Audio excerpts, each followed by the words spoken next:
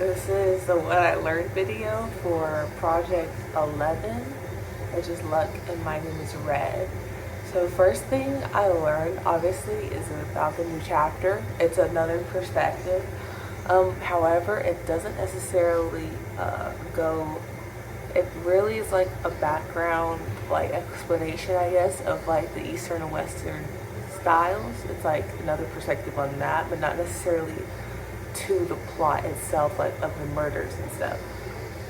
It's just more like another insight on Instable, I guess, and the art of that time, and like a history lesson, not necessarily contributing to the murder mystery plot.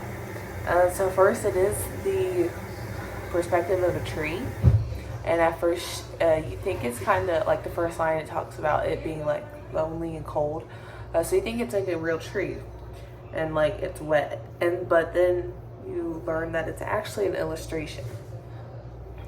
So it also, like, the chapter itself kind of describes the events of its like journey, the illustration, the painting, and like how lucky it is technically to end up in the position it's in. It also mentions dogs in this chapter. It also mentions the painting of a dog, so it kind of makes you wonder, is it the painting of a dog from chapter 3? But also it talks about like dogs roaming the street, which is also mentioned in other chapters.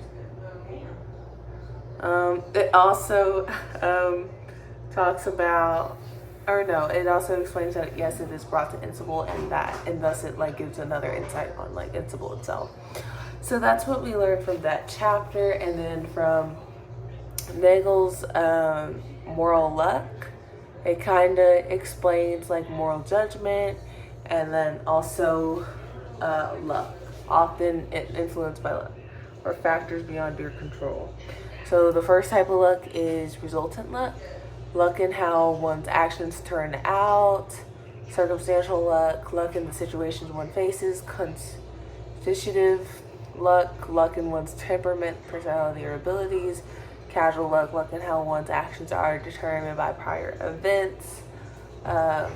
Nagel argues that if luck affects all these aspects, true moral responsibility may be impossible, yet we continue to judge and hold people accountable, creating deep tension in our moral thinking.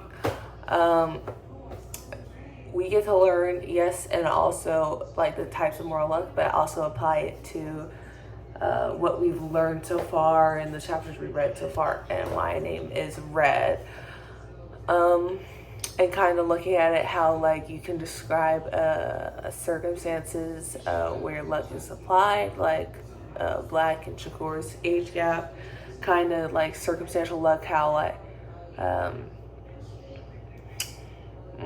like how at the time that's kind of normal, like by circumstances, a factor out of their control, like in that time period that was normal, their age gap as well as them being cousins.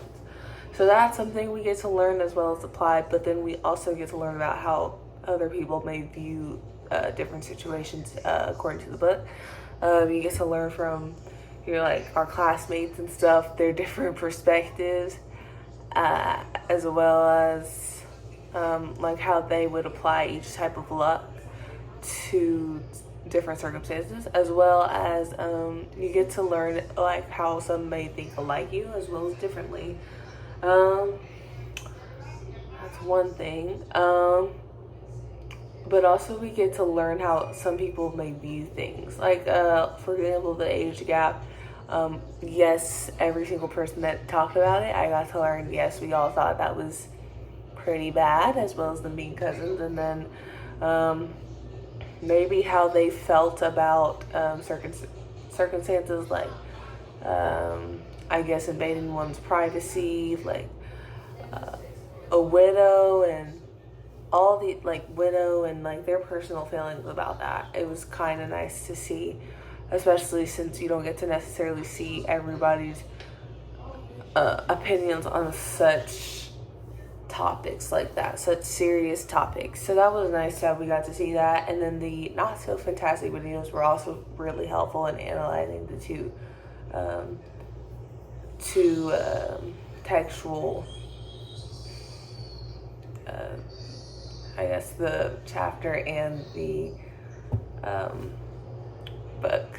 So yeah, that's it.